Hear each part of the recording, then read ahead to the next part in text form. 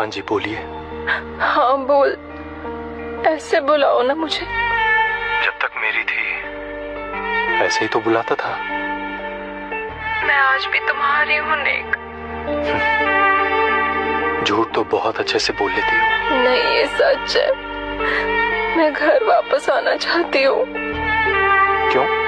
मैं बदल गई हूँ नेक, मुझे माफ कर दो। पर यहाँ तो कुछ नहीं बदला है, वही घर है, वही सैलरी और वही मैं।